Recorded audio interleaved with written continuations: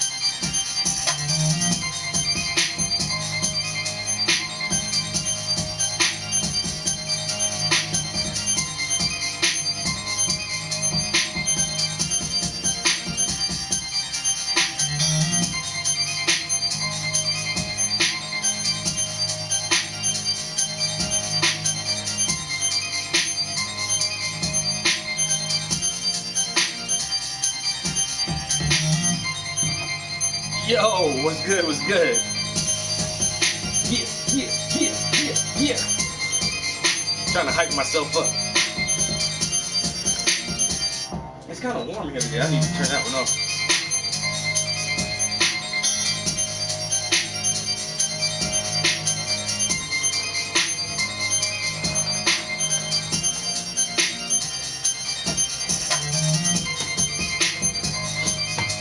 I'm about to leave work. You bragging? It sound like you bragging. Don't be bragging to me.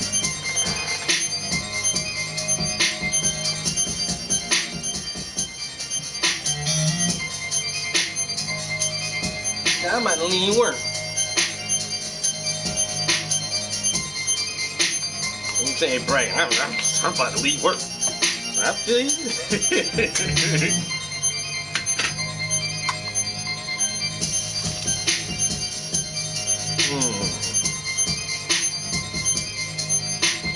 Bang, bang, bang, bang, bang, bang.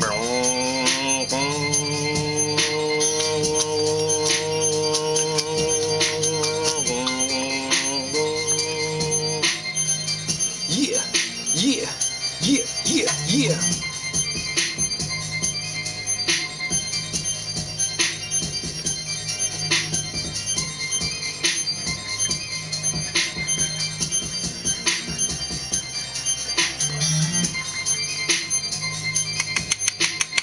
About to do the damn thing with the damn thing.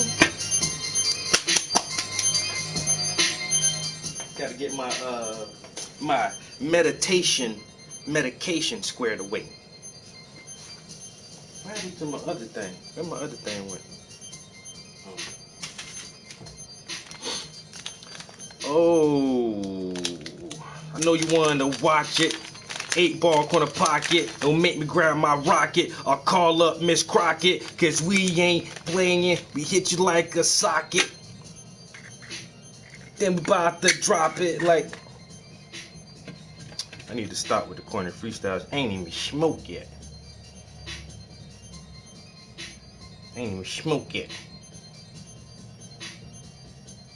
Yeah.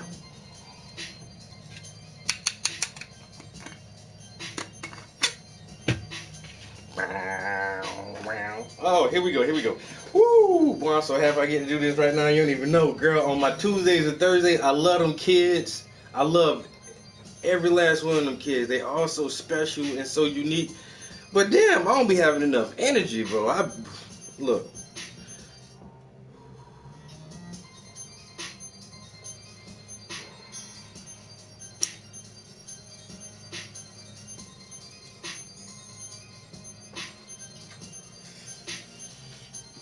Wee.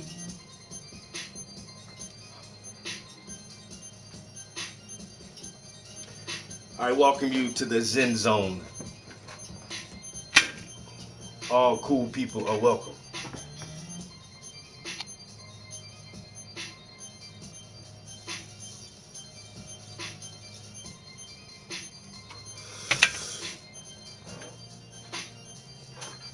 Oh yeah. Now, I fucked up my little schedule a little bit because normally I cook like 2 or 3 meals on Sunday, just a meal prep for the week. This past Sunday, I was fucking lazy as shit, and I did not cook a bunch of meals on Sunday. So I had to cook dinners yesterday. I just whipped up some spaghetti with red sauce and some beef kielbasa and that shit. Damn, that shit good as fuck. And then I just made like a bunch of burgers and fries. So since I had to cook yesterday, I ain't even come after work. I ain't even come in the studio yesterday, and it's rare. It's very rare that I don't enter the studio. I was tired yesterday too, though. But today I gotta paint something, even if it's just 30 minutes or whatever. I gotta put something on the canvas today.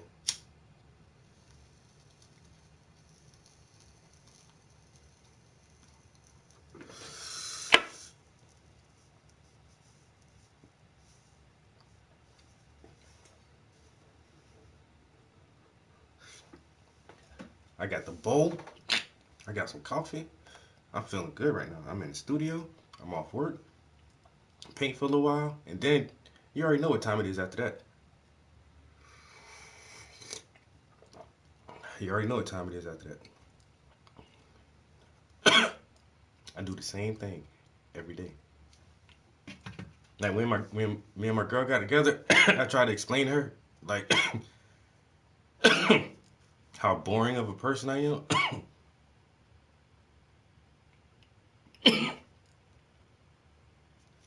God damn.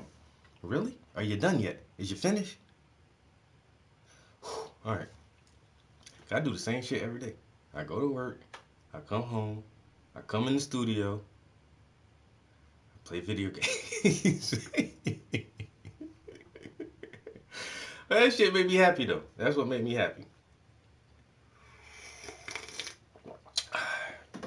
Go to work, come home, paint, play video games. Do that shit again tomorrow, and the day after tomorrow, and then over the weekend, and then next week. I throw a little, sprinkle a little shit in there every once in a while. But on my day-to-day routine, this is it. Mm, mm, mm, mm. So one unique thing about my job too is we got like these two tables where people put shit where anybody can grab it. So in the office area, in our pods, there's like a long, just a regular like long brown table, and it's called the takeaway table or the take me table or the giveaway table or whatever. If you got some shit that you don't want, but you don't feel like having a yard sale or whatever, or dropping it off at a donation, bring it to work, set that shit on the take me table, and leave it. If somebody else wants it, they'll grab it off that shit. I grab a lot of shit off the take me table. I got this. I got this right here off the take me table. I came into the office one day and it was sitting up there. As soon as I seen it, snatchies. I'm taking that. I grab a lot of shit from up there, and so that's in the pods. But in the cafeteria, it's not even a cafeteria. We got like a real kitchen at work. It just looks like a kitchen in anybody's house. It's a regular kitchen. But there's a table in the kitchen. And if you set any kind of food on that table, you're saying that this is for anybody who wants it. So when shit go on that table, you already know like it's up for grabs. So I went in the kitchen this morning. There's a whole fucking big ass bag of coffee on that shit. Some Starbucks coffee. Man, I ain't even looked twice. I just grabbed that shit. As soon as I seen that shit wasn't even open. I got coffee for fucking months now. Cause I just really started drinking coffee, but I like it now. And then I just got a big ass free bag of coffee. Snatch 'ems.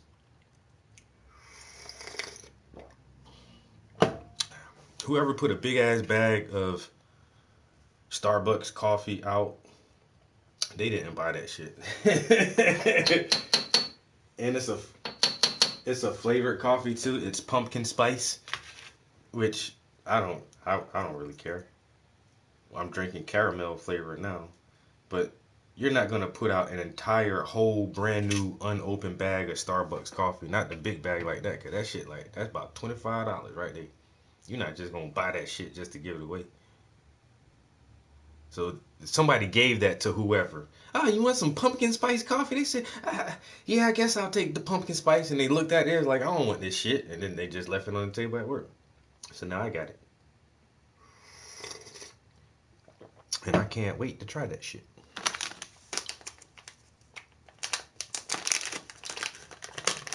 Pumpkin spice coffee for free.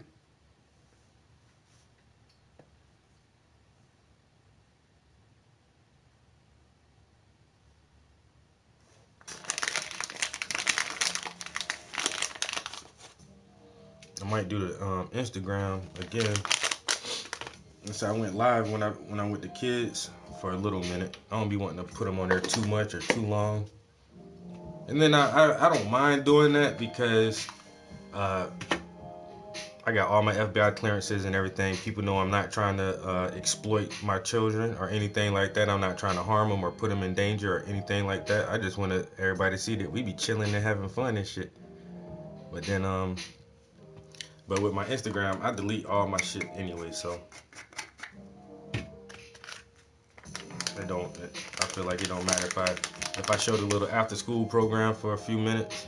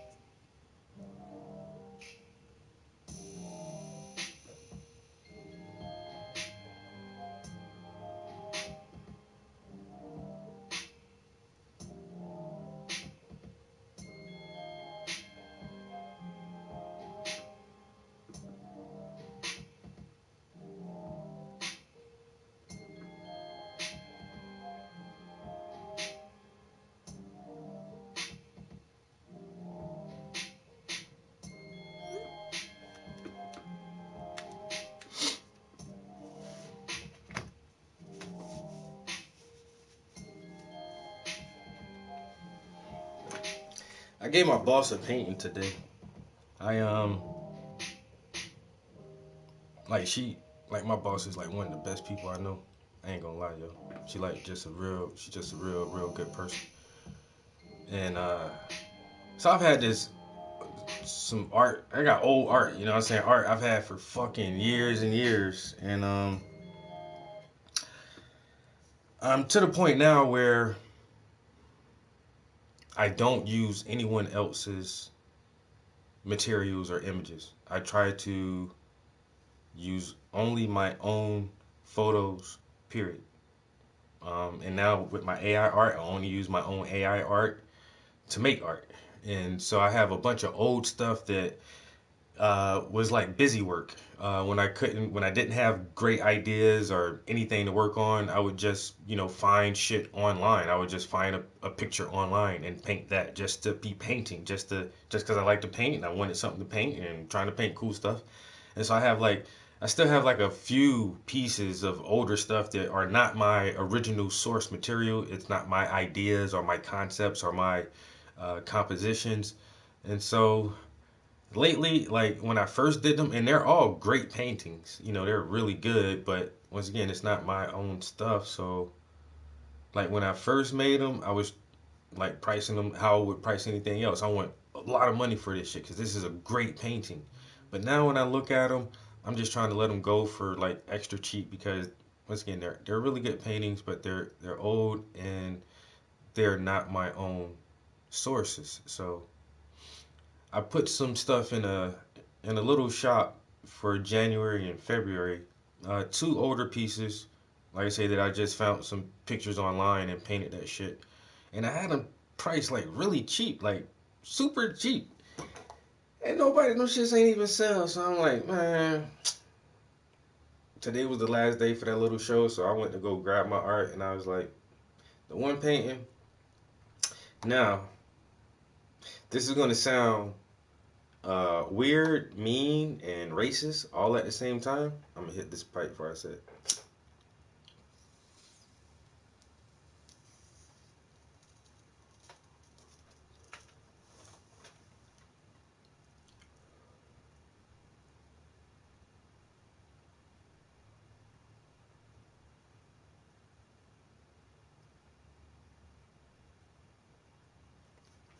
I ain't gonna say it.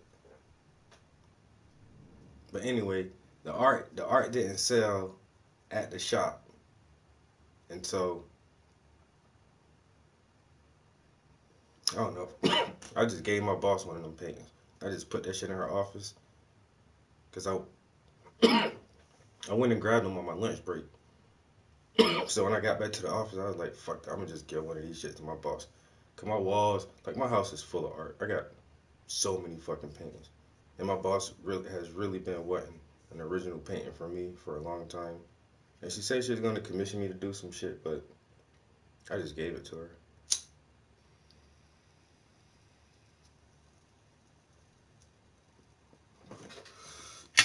And so I text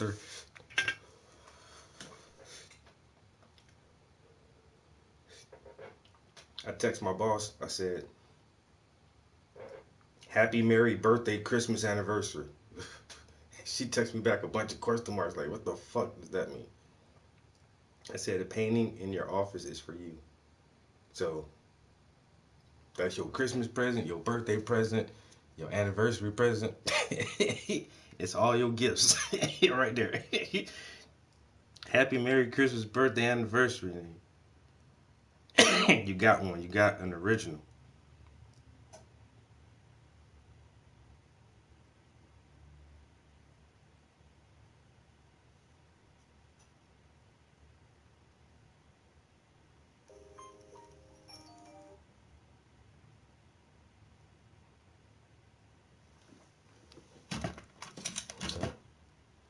I hope she's happy with it.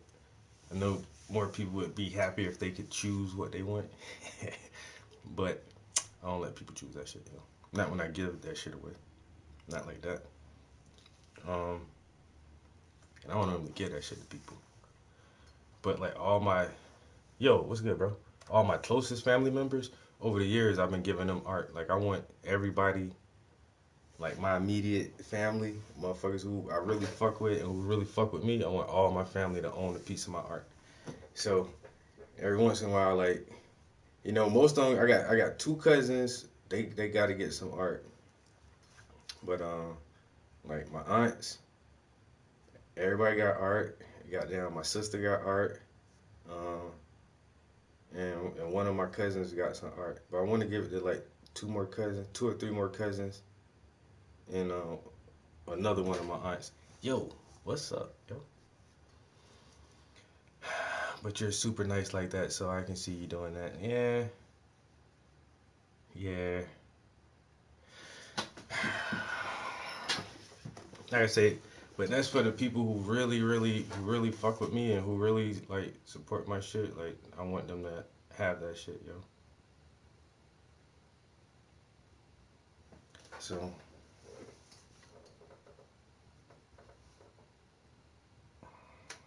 so somebody else I really care about and who really supports me. Now they are a owner of an original Travis Prince, which is I find it pretty cool. You are a great artist. Keep going, bro. Yo, I appreciate that, dog.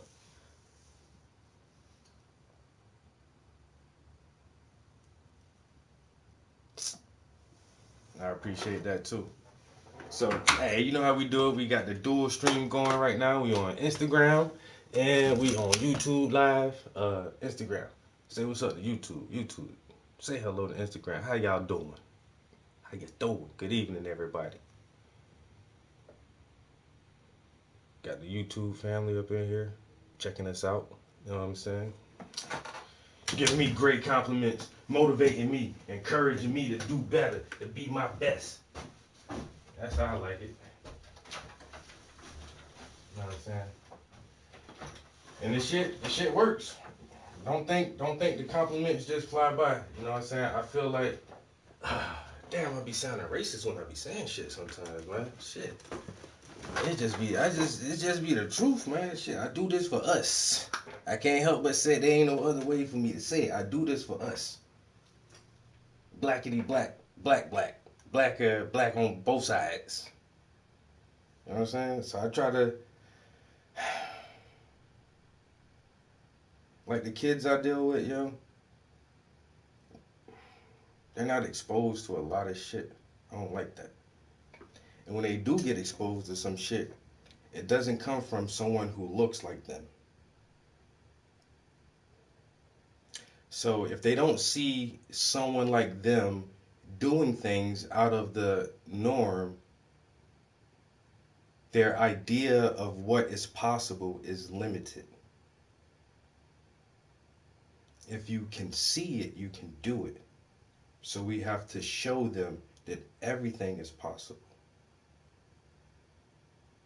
So when kids and young adults see my art, they will see a reflection of themselves.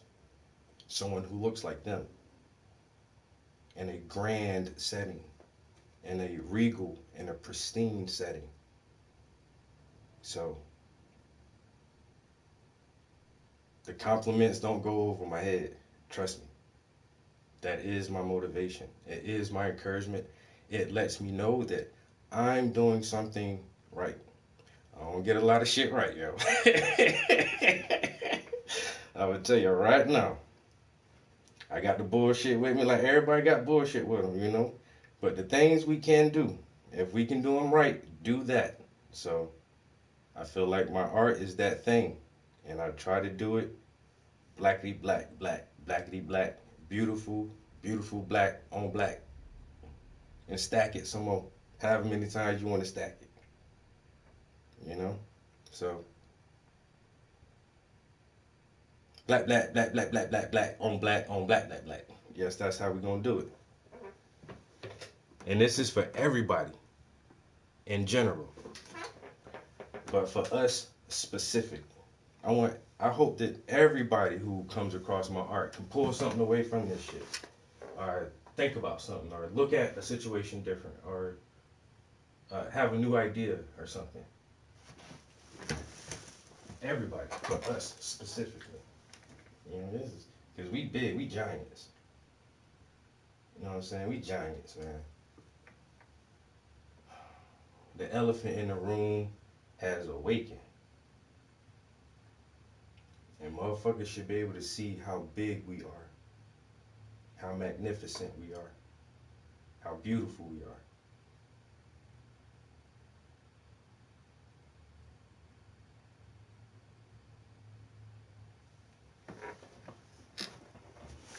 We been here, we been doing that shit, bro. That's it. We been here doing that.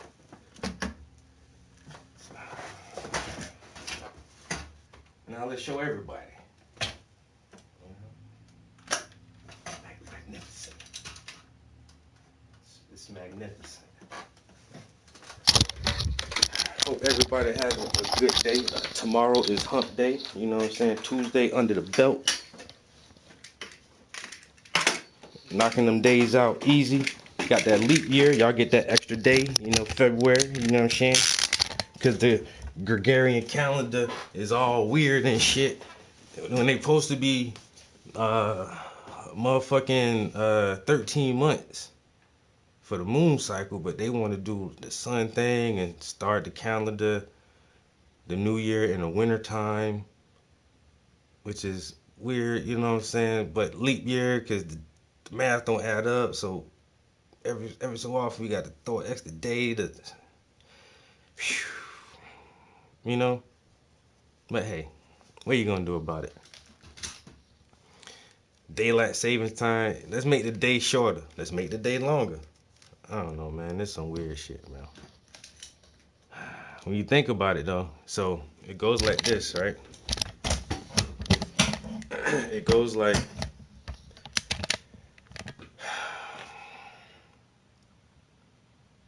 October, right? October is what month?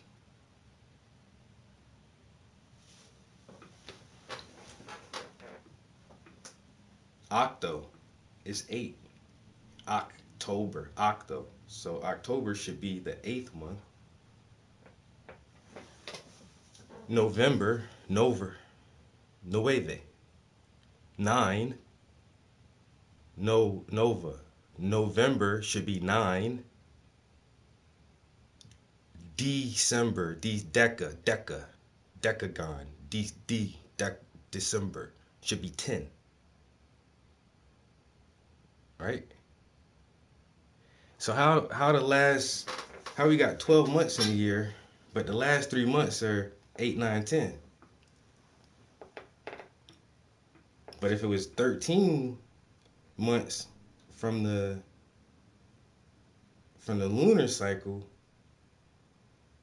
I think they say we won't have a fucking leap year or some weird shit. But the calendar is just weird, bro.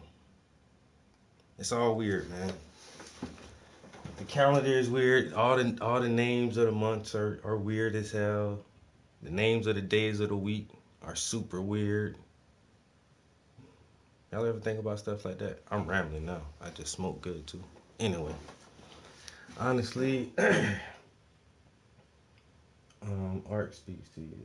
Oh, art speaks to you. You just have to listen, and not for nothing. You being a black artist, doing it like you do. Oh, I can't read the whole comment on the screen. That should be getting past me. Now you do out here being a great example of black man at his best. I like that. Appreciate it. Who we got up in here? That damn Nina.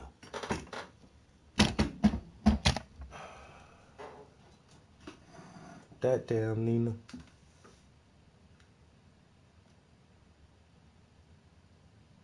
All right, we still doing some armor details. Got a little bit more to go. Nothing, nothing too fancy, nothing too serious here. Just a little teeny brushwork. Gonna have the small brushes. The small brushes, man. Oh man. But that's what it is though. So, we are basically really trying to see where I left off at, or where should I go? Because I can almost, you know what? I think I may actually um, continue down this arm and see if I can get this, and then I'll go that way. Yo, what's good?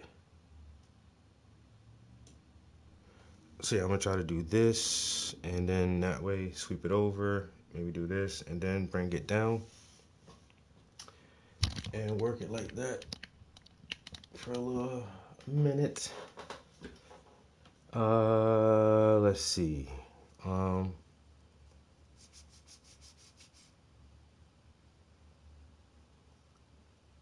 Maybe find something on YouTube to listen to while we work on this piece.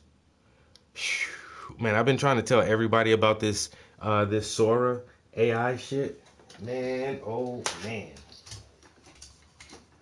Man, oh man. It's something. And it's just I've watched the one video like about 20 times already. The puppy video. Yo,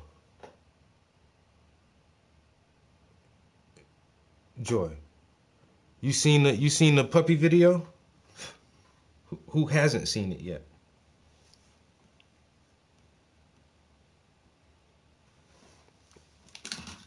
Yo, who hasn't seen the puppy video? I'll play it one more time.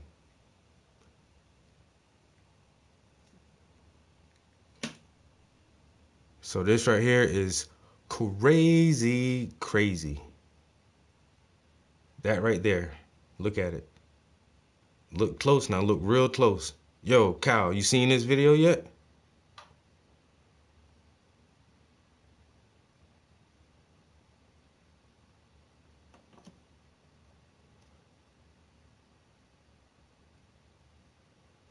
Okay.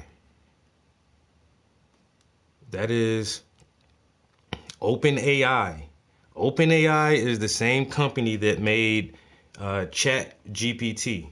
Um, Now I don't use their text to image generator. I do use their chat bot, the large language model Chat GPT. I use that to help me create lesson plans. Um, but OpenAI has created another algorithm called Sora, and that video is 100% AI generated. Now it's definitely one of the better ones that they've gotten so far, but that's a text prompt, text to video. 3 golden retriever puppies playing in the snow. Enter. That's it. And it made that. That's now.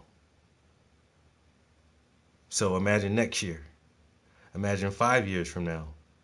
Imagine 15 years from now. This shit is like,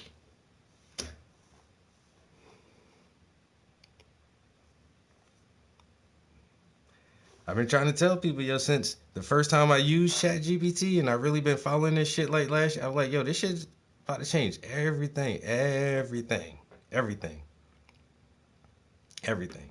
You want to see it one more time? And I look close and see if you can tell, because there's like little things that you can still see. The snow doesn't move real naturally. The paws don't move real naturally. There's something like kind of weird about the eyes a little bit, but like the fur and some of the other stuff is like kind of spot on. Like how the mouth moves on the one in the front, and when it lifts up the paw, that's like I don't know, it seems not really natural how the snow is on the front of their nose.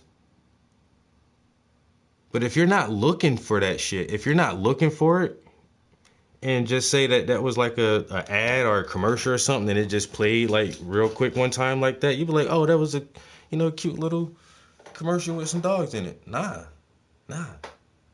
This shit was 100% AI made, yo. I'm still my mind is blown about that shit, yo. And I try to keep up like with all this shit. I try to check up on AI news at least once a week, you know, and see what the fuck is going on. But like for the past 3 or 4 days, that's the only thing I've been trying to listen to because they said exactly. That's all it is.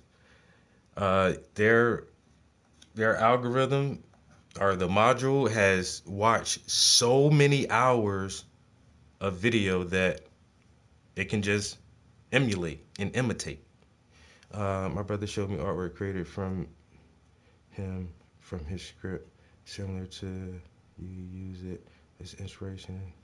Seen in a few years, the same way it generated art. Some of we're still boarded, sorted signatures of the original artist. Exactly, exactly. And so they're saying that in the next 3 years, one of these modules will be able to read the entire internet. It will read every word ever written. It will see every image. It will see every video, hear every song. It will be able to think like a human. And so they said that's in like the next 3 years. And in the next 6 years, they're saying that we will basically have a artificial general intelligence. This is not so. What we have now is a bunch of really strong, but basically closed circuit AIs. The Tesla AI can drive a car. That's all it can do. The Deep Mind or Deep Blue AI can play chess. That's all it can do. The fucking um, Midjourney AI can only generate images. That's all it can do. But they are on the verge of making a generalistic AI that can learn everything. It can drive a car. It can make an image. It can put itself in a robot and operate a robot autonomously. It will in essence be a thinking being or entity or whatever the fuck, yo. A true artificial and general intelligence. We're like so close to this shit. So what does that mean for humankind? And this is the scariest thing. Nobody knows. This shit is the fucking genie in the bottle. And they say it could help us solve all of our fucking problems because this thing is figuring out how to identify all sorts of cancers way earlier. It can we can use these things to operate robots to do surgery so precise that you won't even have any fucking scar tissue. It can create new medicines that actually do work. Um, but at the same time, it can destroy us if it decides to. So, and it is the ultimate unknown. So once the genie is out the bottle, there is no putting that shit back. And so we've seen iRobot, Terminator, The Matrix, yeah, all that. And we're just rubbing that fucking bottle. We just, uh, it's a fucking sword. It's a double-edged sword, and this shit is gonna slice hard. Slice. So that puppy video, Tyler Perry saw that puppy video and canceled a major project that he was working on. He was going to add an additional 12 sound stages to his movie studio, an additional 12 sound stages. This project was set to be an $800 million expansion to his studio sets. $800 million expansion, right? He saw this new Sora shit that they're doing with the videos. He said, "Whoa, pause that shit. Pause it." And he was like, "I'm not gonna need all that shit no more. If I can use this shit, it's gonna change everything. It's more of a Pandora's box at this point." Exactly. It's the beginning of the end and the start of the beginning. Whew. But some people been warning us about this for a long time now. They've been saying like we need to pause. We need to slow up for a second and kind of regulate it. Let's see what we really have. A lot of people were saying don't give it access to the internet. Now, a lot of these large language models do have access to the internet. Um, and that's the thing. If it can understand the internet, we are the internet. So we're already a hive mind, because we put so much of our uh, emotions and thoughts and ideas in the web as a conglomerate. And so if one of these algorithms can figure that out, it will basically understand us. So I don't know if that's a good thing or not.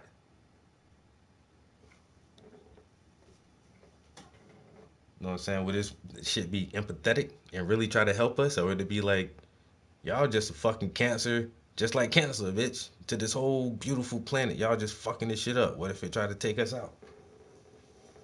You know what I'm saying?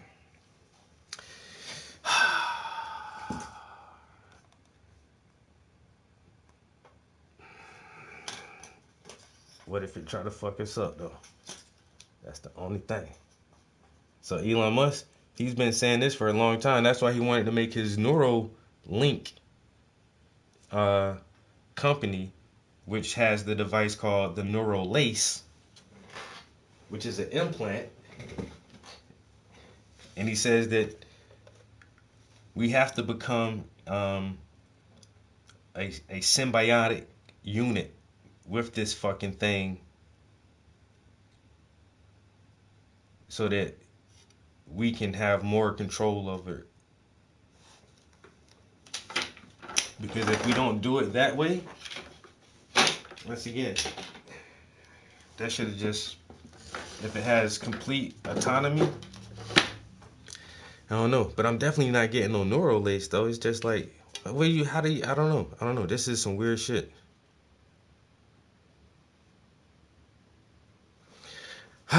It won't be stopped. We will become the aliens. But that's the thing. Like we still don't understand what intelligence is actually. So they keep saying artificial intelligence, and it's just like, but do we understand like what is intelligence? You know, because we have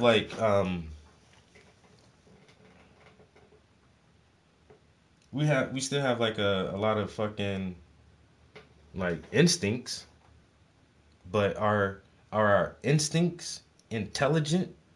Like I don't have to learn how to pull my hand back from fire if something too hot. You know what I'm saying? That's a survival instinct.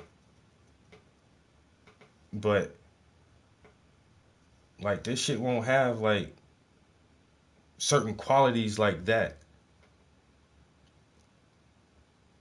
You know? It I don't know, man. I don't know, cause that shit is so fucking different from us. It took us fucking millions of years to evolve our fucking brain and all of our uh, instincts over over so much time, yo, to become what we are. But we're making this shit out of whole cloth in just a couple decades. Like, like what the fuck, yo? It's interesting, and like you say, all this shit scary as hell at the same time. Once again, that's why I just tap into a couple of guys who are. This is the only thing they do is try to stay up on the AI news. And so, actually, one of my other homies on here was telling me about the Sora video first. That's why I had to look into that shit because once again, I haven't like really did a AI update for myself in a while. Oh damn, that shit all wet still. Shit. So And that's why I tell everybody too, man. Just I don't know, just YouTube some random shit every once in a while because this shit is moving so fast. And people think, oh well, I work in this industry, or my career is in this field, and so AI and robotics ain't gonna fuck with my shit. But then I think now that Tyler Perry has canceled construction on his production set, that's once again that's construction. That's contractors who build shit with nails and hammers and paintbrushes and shit like that, and brick and mortar. Like, how did AI fuck up their jobs? I'm like, yo, that is crazy. That's the wildest parts to me. It's just like, damn, AI took jobs from the construction workers. Where? What? Wait a minute. What happened? That nigga say he ain't gonna build that shit now. Why? This motherfucker talking about he saw some AI video.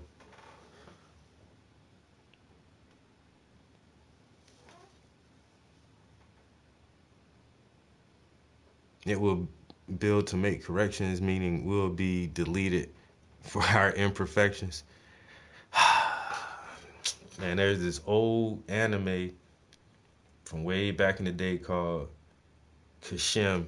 Kashin Robot Hunter?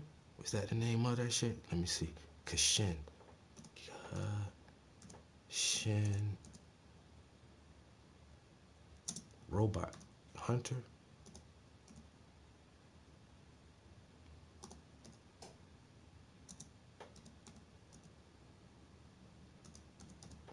Is that the name of that shit?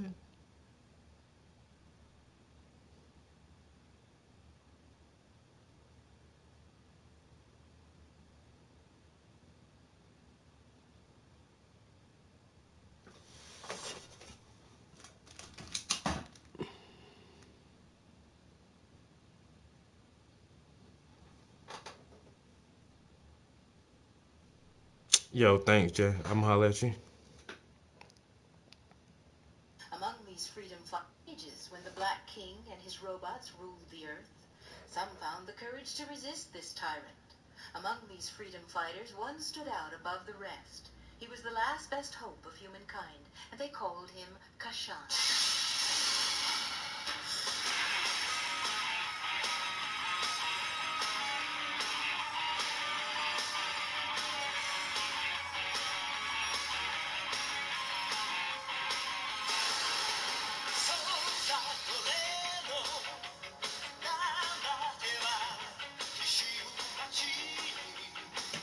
But the whole premise of that movie is just like The Matrix and everything else. Like that shit, that anime old as fuck, yo.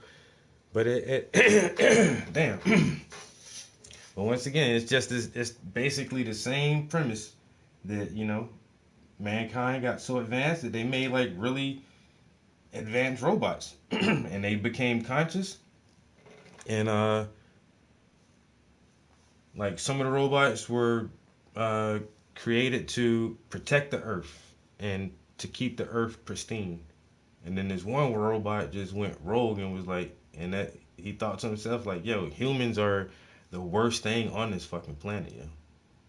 Humans are the worst thing here. If my direct order is to protect this planet and to keep it beautiful and pristine, I gotta eradicate all the fucking humans.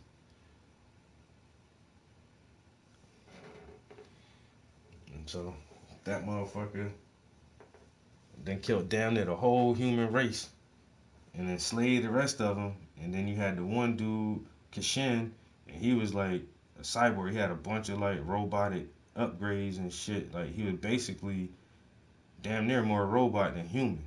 But you know what I'm saying? His father was one of the scientists who actually built the evil robot who took over. Anyway, motherfuckers been talking about this scenario forever. No matter how many places you look, and that's some old ass Japanese anime. Motherfuckers know, man. If you make a thinking machine that can outthink a human, there's the big possibility that it would try to outthink us. And once again, yo, Boozy, what it doozy, cuz? And once you let this motherfucker out the box, then what? Once it's out the box, then what? What you gonna do? We don't know what the fuck gonna happen. We really don't.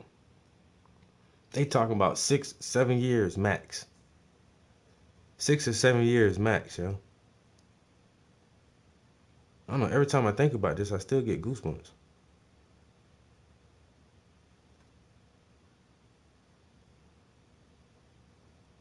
Yo, Rhythm, what's up, bro?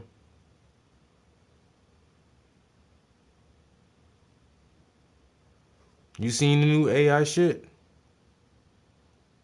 I'm just trying to show that shit off. If you don't look up, all y'all gotta do is look up Sora, OpenAI, cause that dude right there sitting on the clouds, that is AI generated video from a prompt. Yo, appreciate it too, bro. I'm trying to get them little details in there. Working with the small brushes today, teeny brushes, and we're gonna try to add some highlights to this gauntlet and see if we can get some more of these creases in that sleeve to pop out a little bit.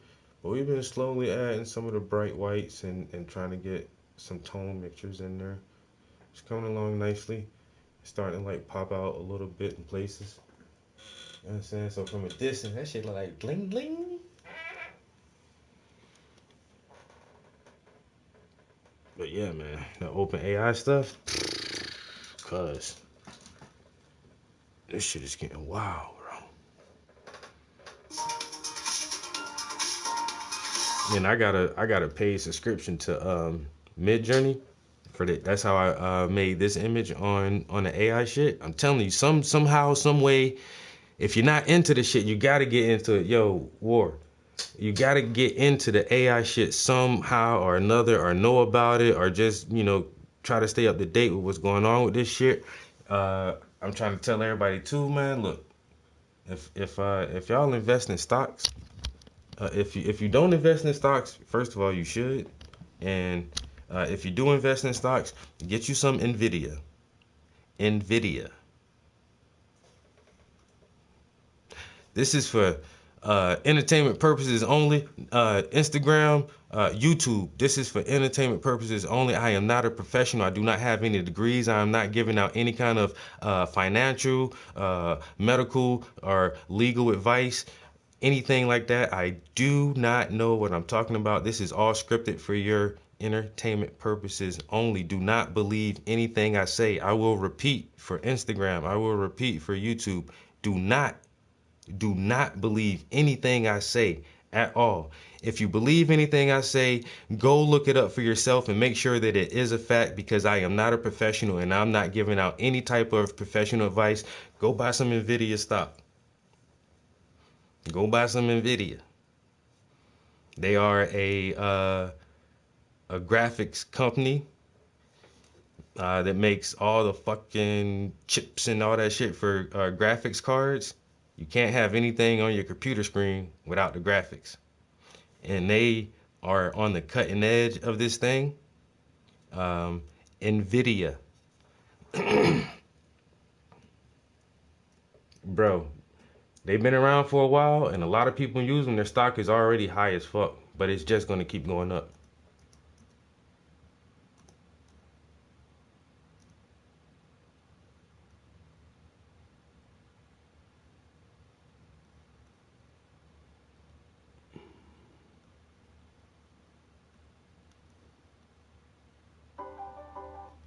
Ladies and gentlemen, please welcome Jensen Huang. Nvidia.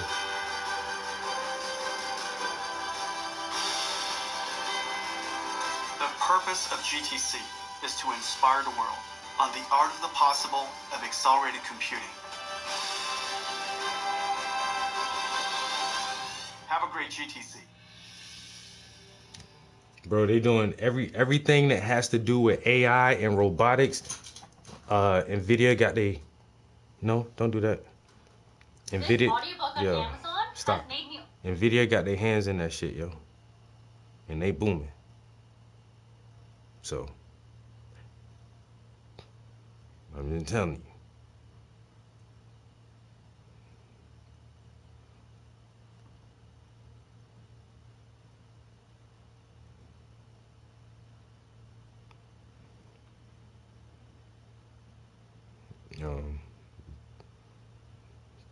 they a major player, bro. Major player. And just for that little, that's how they can throw out a little snippet. We ain't want to show y'all everything all at once, but we'll show you this, all that shit, everything. You gotta have the chips to make all this shit run.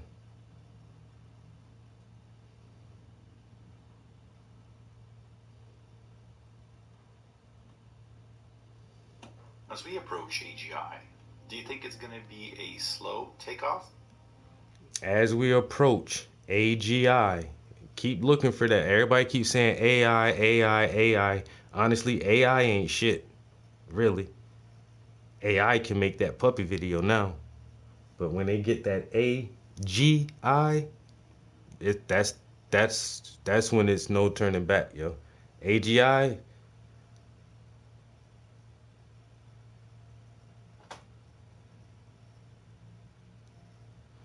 Oh, they deleted my fucking video.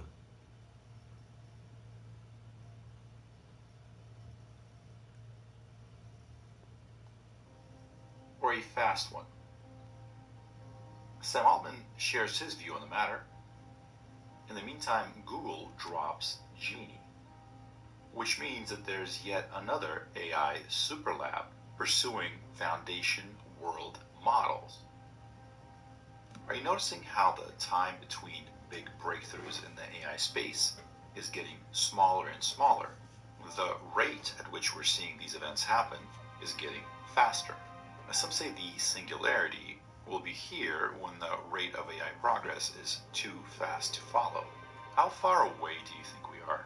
Alright, so let's get started. So Google DeepMind drops another really exciting breakthrough in AI. So this is Tim Rock T, I guess that's his handle, and he's saying he's excited to reveal what Google DeepMind open-endedness team has been up to. They introduce Genie.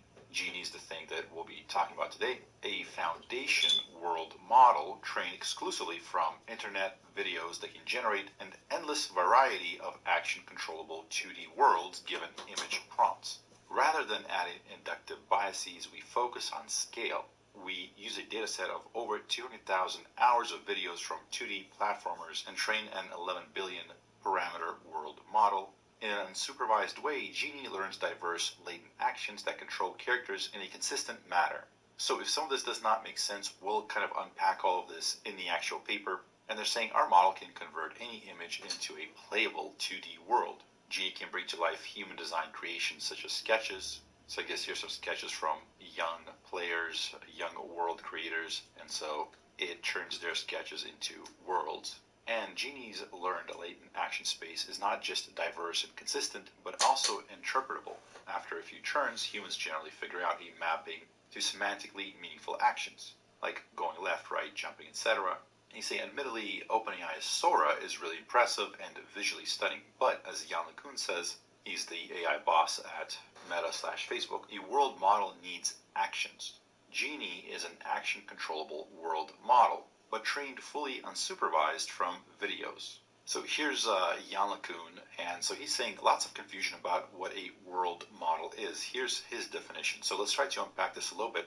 This, I think, is really interesting to dive deep into. Dr. Jim Fan has talked about it. There does seem to be some different explanations for what it is. So he's saying, given this, so here's the things that we have. An observation. So let's say you're playing a video game and you approach this door that's like seemingly important. It's very ornate. And then you have a previous estimate of the state of the world. So this is your understanding of what led up to this, like your memory of what happened. So for example, let's say in the previous room, some non-player character NPC told you, oh, once you passed through the door, only danger ahead, there's no looking back. Something like that. And then the action proposal, so this is the next move you're considering, like going through the door. And then you have your latent variable proposal. And so we're going to be seeing these words a lot, like latent variable, latent action space, etc. So I think a good way of thinking about what latent is, it's not observable. We can't really see it, but we can kind of guess at what it is, or we have some idea of what it is. So an example in statistics, if you know someone's zip code, for example, so the zip code is an observable thing. You can see what it is, what zip code a person lives in. A latent variable might be their socioeconomic standing, right? Are they in the middle class? Are they in the upper crust? You can't really look at somebody and like there's no like stamp on their shoulder saying I'm part of the 1% or whatever, right? But there are other observable things that can lead you to make that deduction. So in humans, maybe thinking of it as an intuition might be a good way of thinking about it. So what is your sort of intuition about what's behind that door, right? Somebody said it's dangerous, right? The door's big, it's ornate. They said there's no going back. Well, you might guess, well, there's probably a boss on the other side of it, right? You don't know this to be the case, but based on where you are, your observation, based on all the stuff that led up to where you are, and based on kind of what you're thinking about doing, which is walking through that door, what do you think is going to happen? You don't know what's going to happen, but what do you guess is going to happen? Well, there's going to be a big bad boss there, and you can't escape until you beat him or die. So a world model computes in this situation the representation. So this is like taking into account everything you're seeing around yourself and encoding it into kind of a mental map, some internal representation of the game world, right? If you're playing Diablo, you come to that door, it's an experience-based game. It seems like you're getting to the end of a dungeon or whatever, right? Like all those things, that information is what you've picked up by looking around. Then prediction, so based on where you are, kind of your mental map of the world, the moves that you're considering, and your guesses at what you can't see, like what's behind the door. This is the prediction that you're making of what happens after you make that action. So what happens when you go through that door? So this is the encoder. So this is like your brain thinking about the situation, like a neural net. This hidden state predictor, that's your brain kind of thinking about all the information that you have available to you to figure out kind of what happens next. And the latent variable is that sort of unknown information. So for example, if I walk through the door, there will be a boss there that will fight, and I have to be ready for it. That's the thing that you're guessing that will happen if you take that action. So how are they able to create this from videos and fully unsupervised? So they use a temporally aware video tokenizer, so something that is able to kind of break down these videos into tokens. So you can think of those as words or letters, sort of units of video, and temporally aware meaning it knows kind of the time of that clip, of that shot, of that frame. And then this next part basically says that there's a process that's going on that figures out kind of like what action was taken between two frames. So if you see in one frame the character standing on the ground, and in the next he's up in the air, like what action happened between those two frames? Well, he probably jumped, in this case, let's say jumped forward. And the mask get dynamics model, so this is basically predicting what happens next. So if he was standing here and then he jumped into this chasm right here, this is for a moment, like predict what happens next. Well, he's probably gonna like fly, continue the trajectory, but fall into the chasm.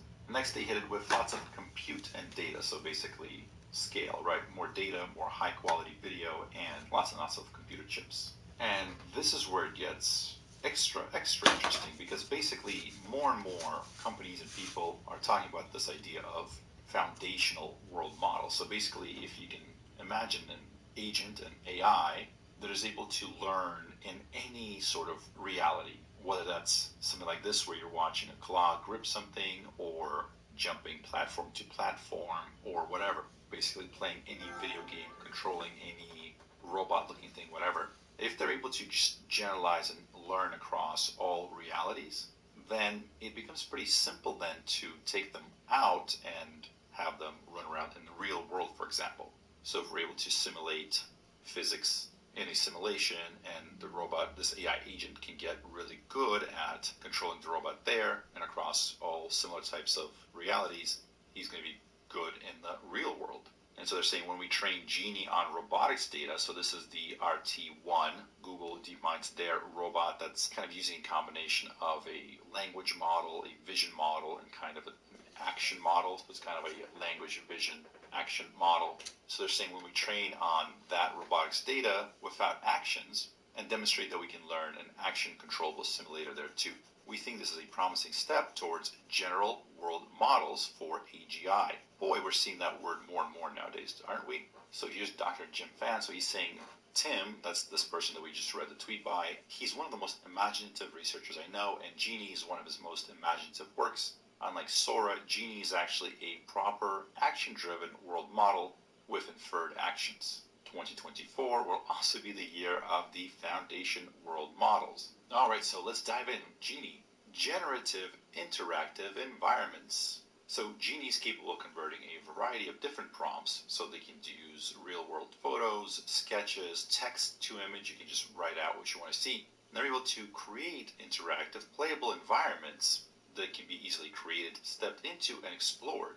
This is made possible via a latent action interface. We kind of talked a little bit about that earlier. So they're saying Genie was trained in an unsupervised manner from unlabeled internet videos. So unsupervised means we weren't training it towards a specific outcome that we were looking for or a specific correct answer that we were looking for. We said just look at all this data and figure out what you can. So it's more of an open-ended learning process. Unlabeled internet videos means that we weren't telling it what buttons are being pushed for the actions that are taking place on screen. So if you had labeled internet data, every time the character would jump, you would also make an annotation there saying, okay, the player pressed B. And so the model would understand, okay, when B is pressed, the character jumps and moves upwards. Here was unlabeled, meaning that it had to figure everything out by itself. So as it watched these videos, it figured out, okay, it looks like when they're pressing A or B or whatever they're pressing, this is the result that appears. So it's able to figure out what's happening in the video and also kind of correlate that to the buttons that are being pressed for those things to happen. And so it's able to generate an endless variety of action, controllable virtual worlds with text, synthetic images, photographs, or even sketches. At 11 billion parameters, Genie can be considered a foundation world model. So next, it mentions the video tokenizer, latent action model, training without labels. So we've covered some of this already. So those are some of the things that Tim covered in the tweets earlier. And then they kind of say what the point is here. So further, the resulting learned latent action space. So that's sort of kind of intuition about what's going to happen, what's going to come next, its ability to explain and predict what's happening. It's going to help train agents to imitate behaviors from like new videos that they haven't seen before, opening the path for training generalist agents of the future. And again, NVIDIA is also taking some big steps in this direction, along with other companies as well. NVIDIA, you heard it? There it goes again. Y'all be trying to tell people NVIDIA is the damn thing. They kind of say what the point is here. So further, the resulting learned latent action space. So that's sort of kind of intuition about what's going to happen, what's going to come next, its ability to explain and predict what's happening. It's going to help train agents to imitate behaviors from like new videos that they haven't seen before, opening the path for training generalist agents of the future. And again, NVIDIA is also taking some big steps in this direction, along with other companies as well. So it seems like a lot of the big super labs are converging on this idea of kind of a foundational model, kind of like one model to rule them all, if you will. The last few years have seen an emergence of generative AI, where models are able to create new and creative content, driven by breakthroughs in architecture such as transformers. So what they're doing there is they're taking their hand and kind of patting themselves on the back, because Google is, of course, the people behind the transformers, and as well as advances in hardware and a recent focus on scaling models and data sets. Now these models we can create coherent text, various images, and it looks like the next frontier is video generation, but it's looking very good with Sora and other things like that. But they're saying still there remains a gulf between the level of interactions and engagement of, let's say, video generative models and language tools such as ChatGPT, this is kind of a big deal.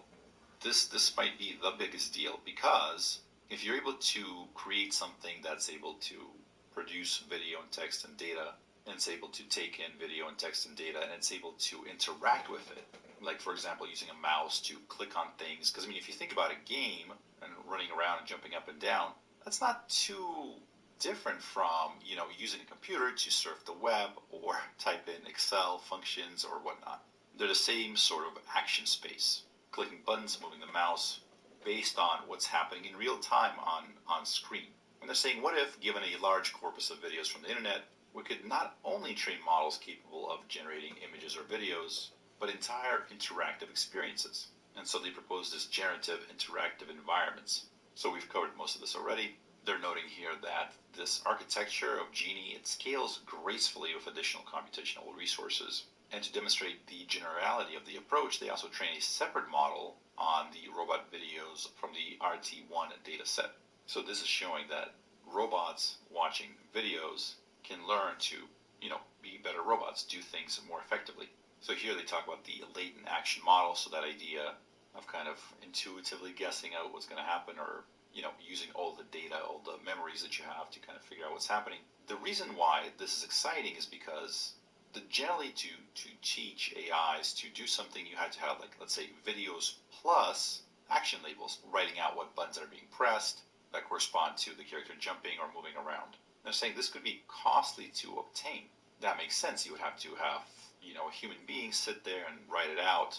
Nowadays, we're seeing some of that being done with AI as well, annotation, like AI doing annotations on videos, etc. By the way, some big news, I think, from OpenAI in that particular space that I think we're going to cover in a different video. But the point here is the AI learns latent actions in a fully unsupervised manner. So this is yet another sort of stumbling block or brick wall that we thought we might hit with training these models that seems like it's not going to be a problem. It just clear skies ahead. Here they mentioned that they have to limit how many actions, possible latent actions, that the model can have. So basically, instead of having like a million things you could do, there's just a few. I'll link this paper down below because it goes quite deep into various aspects of how they're making a lot of this stuff work. But the point is, in the end, you give it a prompt like this. So this is an image of Indiana Jones standing on this sort of platformer. So you kind of sketch out what that looks like, and it generates a game where you can run around, jump, etc. Same thing for all of these other ones. You can use real world photos, hand-drawn sketch, etc.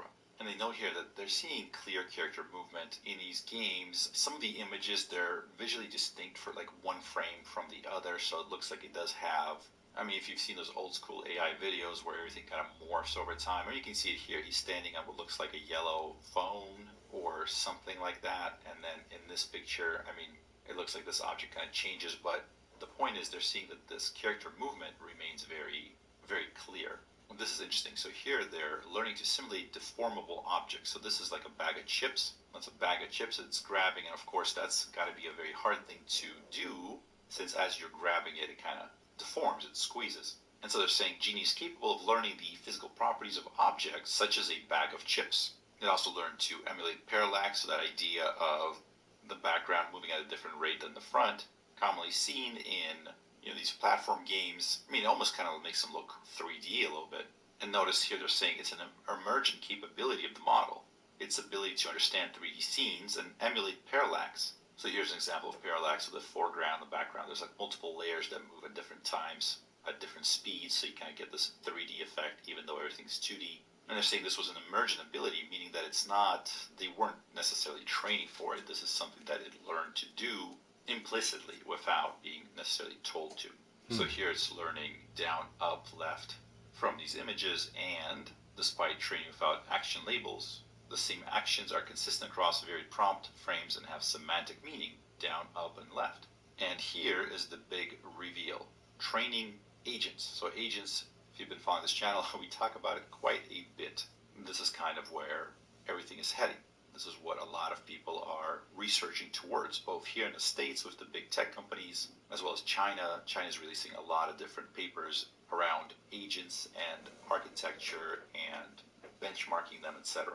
And they're saying that Genie could one day be used as a foundation world model for training generalist agents. So the model can already generate very different trajectories in unseen environments given starting frames. So you give it the first frame and it can kind of like make up what happens from there, and even create a lot of different scenarios. They're also investigating if latent actions learned from internet videos can be used for imitating behavior from unseen videos.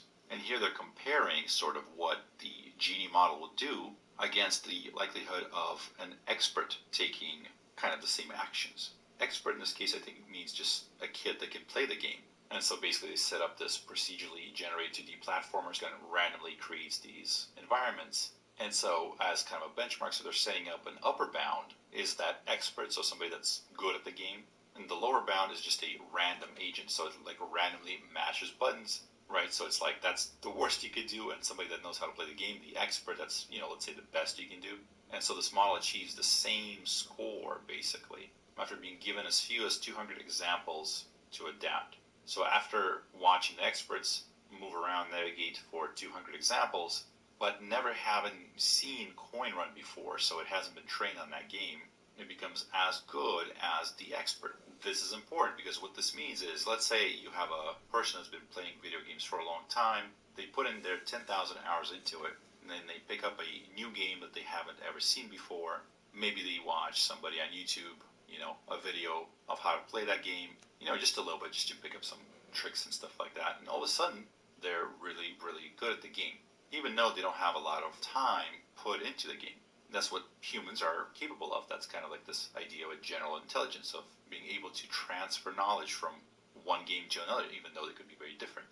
This does that as well. Those latent actions that it learned, they're consistent and meaningful for transfer. They transfer between games.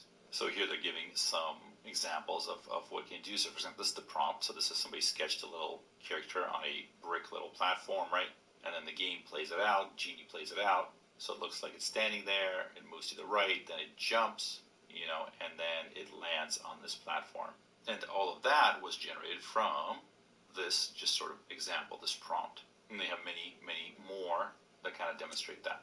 And one thing that we're going to be seeing more and more of, so this already exists, for example. So this is an AI-powered gaming monitor that helps you cheat at League of Legends. So I don't think this has been released yet, but basically it sounds like what it's doing, so it's paying attention to the screen, specifically to the minimap. And so at any point it knows kind of where the enemies are, at least when they're visible on the minimap. And it's able to kind of project where that is. So if they're hiding behind a bush, it'll kind of put a little marker there so you know where they are. So even though you might not be able to see them, if there is some information available on the minimap that kind of placed them in that location, the monitor will show this as an overlay on top of the game, telling you, hey, there's somebody hiding in those bushes. Is that cheating? Yeah, I mean, I'm pretty sure that certainly qualifies as cheating. It's as they say here, I don't know enough about League of Legends to say whether this officially breaks the rules. But yeah, I feel like this would be frowned upon. I feel like that's kind of the plot behind a lot of these movies where like animals play sports, right? Because it starts out, well, is there a rule against a dog playing basketball? And it's like nowhere does it say that a dog can't play basketball, right? So therefore it must not be against the rules. The interesting thing here is like, I'm sure there's no rule that says, don't use artificially intelligent neural nets to pay superhuman attention to the minimap and then kind of point out to you where the enemies are hiding. But I still think people will not be allowed to use this for, competitive, professional, whatever you want to call that, for those tournaments. But unless you're playing live and in person with other people, I don't know how you would be able to tell. Because unlike many other cheats that are used in games, this doesn't actually interact with the game itself in any way. There's no software, there's no hooks, there's no memory injections or anything like that. It's just looking at the pixels of the screen. I think we're going to see a lot more things like this, not just with monitors, but just across everything. As AI is getting more intelligent, you're going to have more and more just completely undetectable ways to gain an advantage on a lot of these games. In other news, there's a new interview with Sam Altman. So he's talking to Intel, and they're asking more about a $1 trillion sort of investment into chips. So he's kind of highlighting that it's not sort of like how much cash he expects to be given to make these chips, but the whole infrastructure or stack around that, all the investments that are going to be needed for that. And that's, of course, not over 1 year. That's over a range of time and across the entire world. That's how much he expects will be needed to get the world kind of ready to receive all of the benefits and all the services that AI can provide.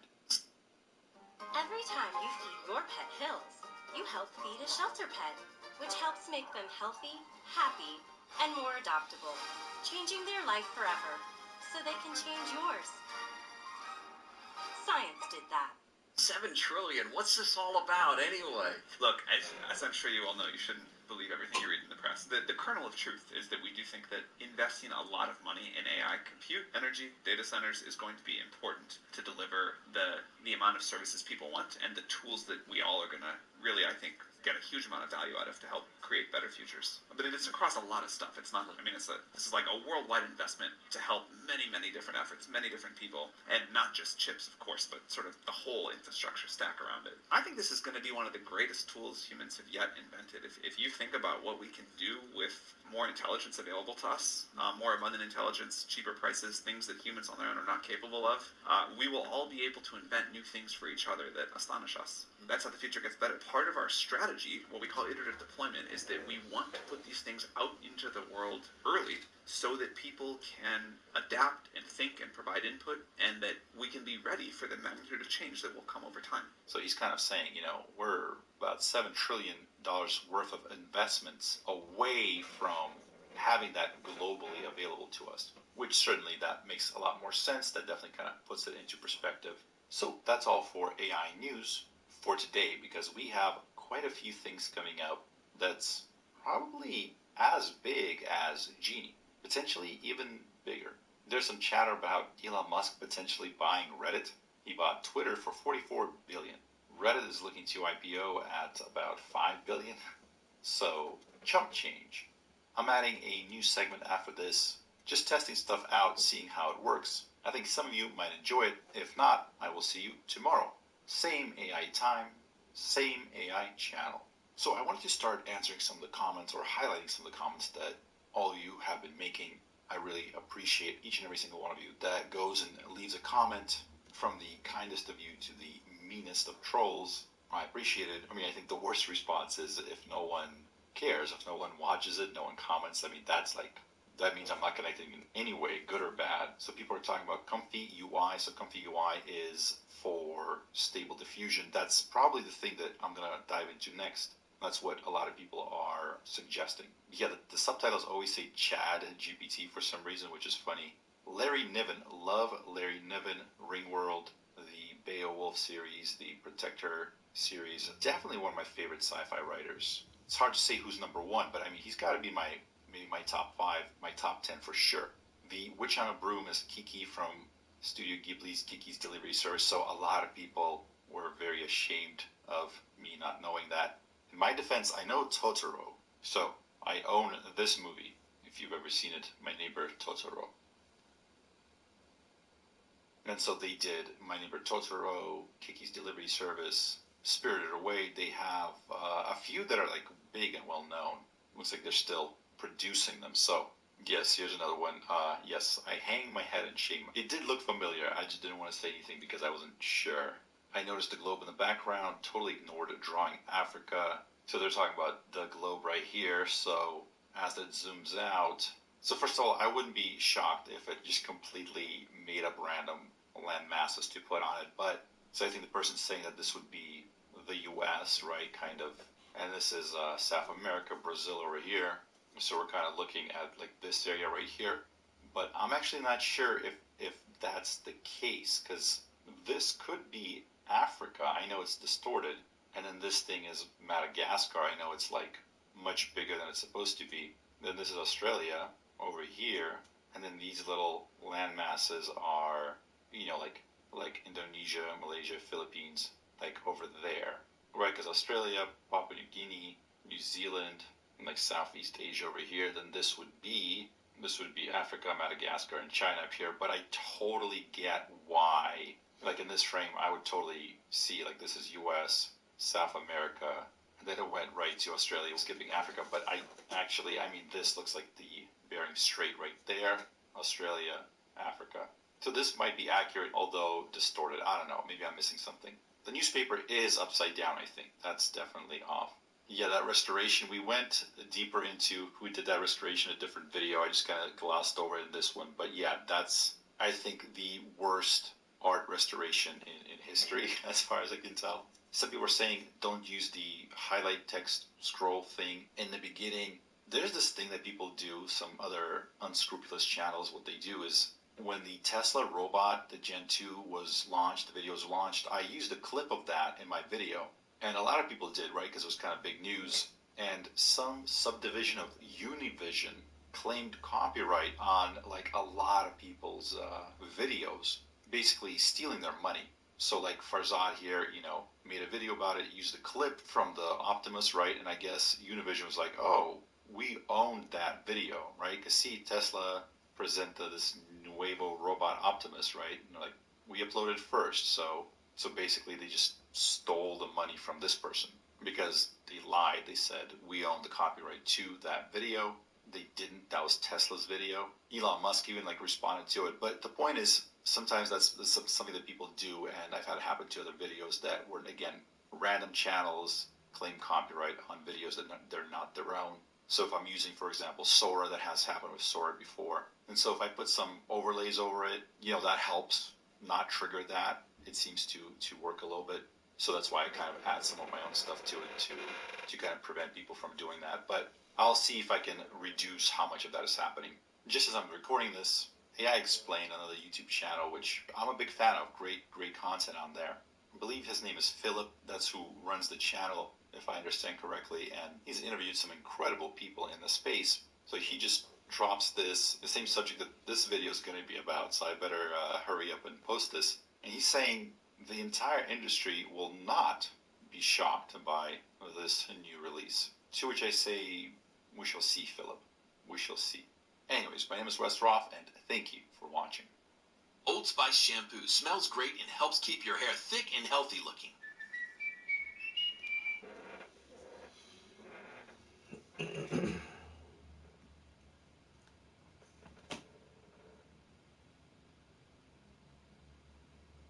Every time there's an update, whether it's a positive update or a setback, people ask me if I'm sticking to my prediction of AGI by September 2024 this year or 7 months from now. And I say, yeah, pretty much. So let's unpack why. So first, it'll help to define AGI. So what do I mean by AGI?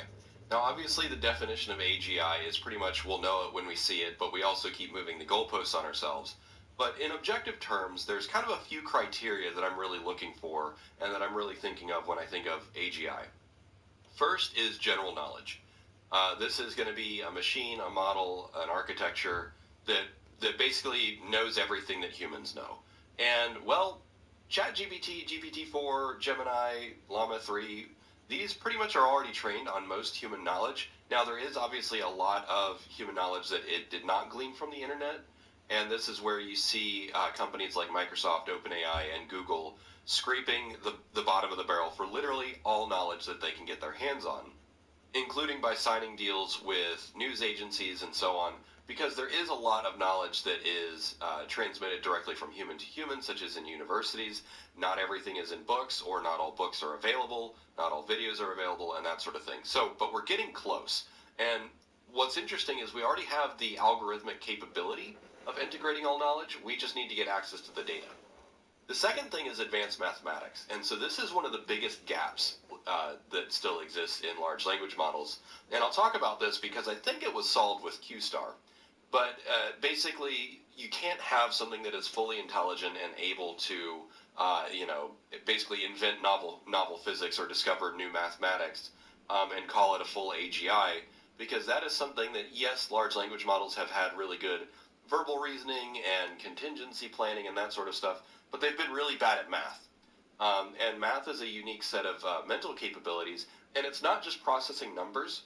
Mathematical reasoning is actually, it co-ops a pretty large portion of the brain, and it takes years to etch that into the brain. So it's a pretty sophisticated pattern there. And so what we need to see is, and I suspect that GPT-5 is going to have this because of the QStar thing. But so that's one of the biggest gaps.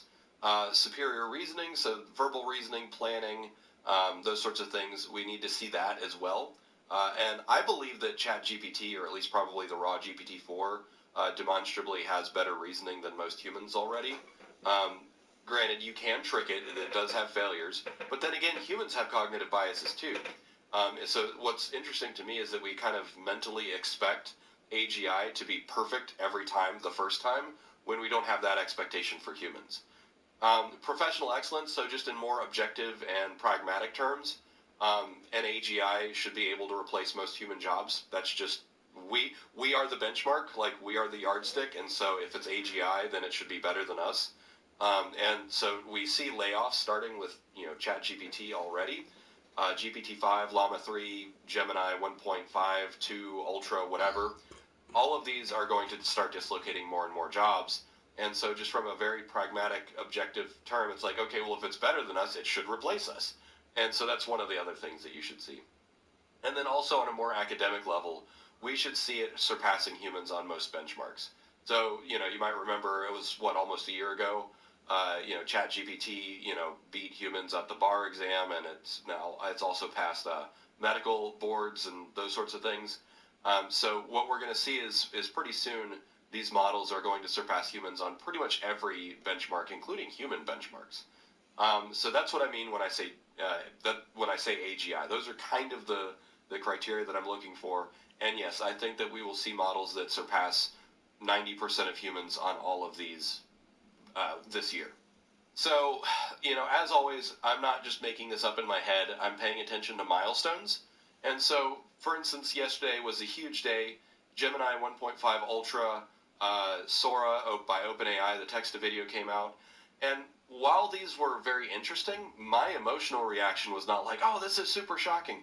I literally predicted this more than 2 years ago in my book, Natural Language Cognitive Architecture. I wrote an entire section in one chapter about how sooner rather than later we will have feature-length films that are completely AI generated. And so this, to me, was just a milestone to be expected. Now, what I will say is this milestone happened sooner than I expected, because when I wrote that book about 2.5 years ago, well, maybe 3 years ago now, I was thinking maybe 5 to 10 years was when it would happen. But that's the nature of exponentials, is whatever you think it's going to be, it's half of that. And it's always half of what you expect when you're on an exponential curve.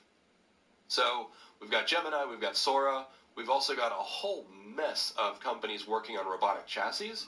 And so having more robotic chassis out in the world is going to pay dividends because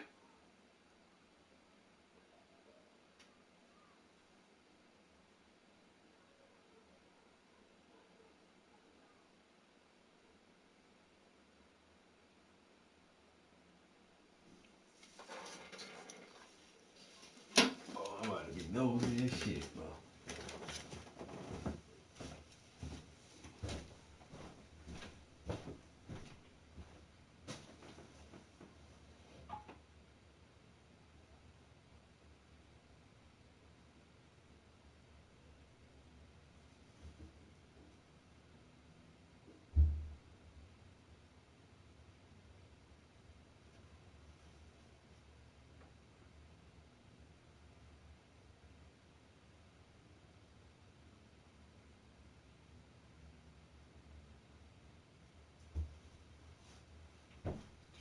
Shit, the neighbors going at it. Hard body. Let me, I'm gonna have my own business. I'm gonna take a bathroom break since I'm up.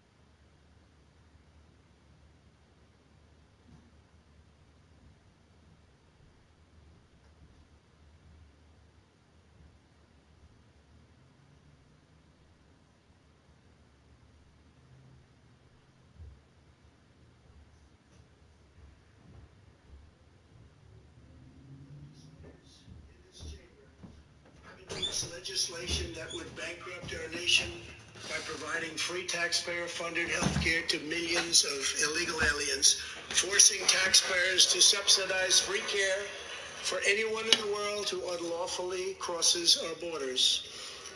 These proposals would raid the Medicare benefits of our seniors and that our seniors depend on, while acting as a powerful lure for illegal immigration.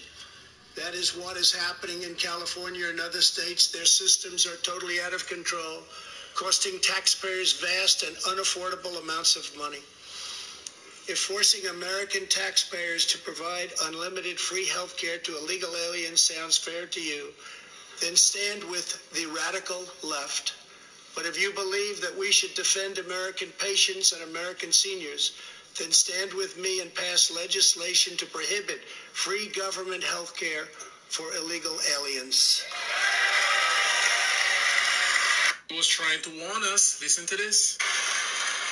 Over 130 legislators in this chamber have endorsed legislation that would bankrupt our country. Jackson Pollock isn't real.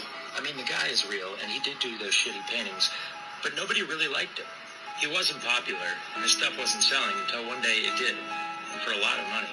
It turns out it was the CIA who was buying them as part of a propaganda program to help promote American artists over to Soviet artists. They picked him in particular because making it seem like he was popular made the Soviets even crazier because they couldn't figure out why anybody would like him. So all the art teachers who ever told you, oh, you just don't get it, you're not smart enough, yeah, they're idiots. Jackson Pollock is real. I mean, the guy is real, and he did do those shitty paintings, but nobody really liked him. He wasn't popular, and his stuff wasn't selling until one day it did, and for a lot of money. It turns out it was the CIA who was buying...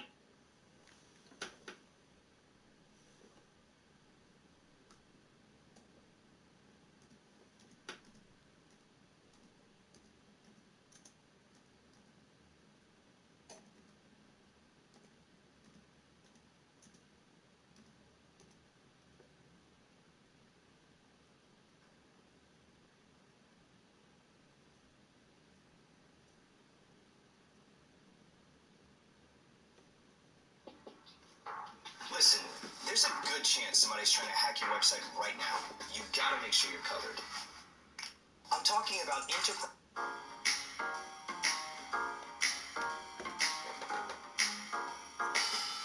This is the story about how Jackson Pollock became tangled up in America's propaganda war with the Soviet Union.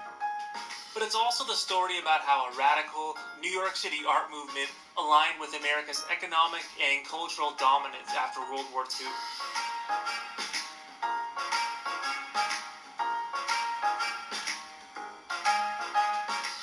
In the late 1940s, a left-wing avant-garde painter like Jackson Pollock would have seemed like a very unlikely candidate to receive support from the CIA.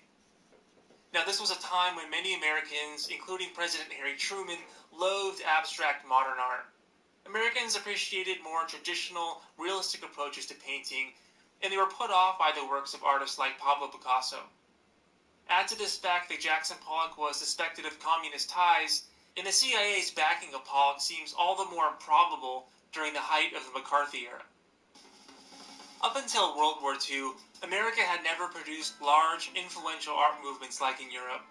Most American artists during the 1920s and 1930s had conventional approaches to painting, or if they did paint abstractly, they took their cues from Europe.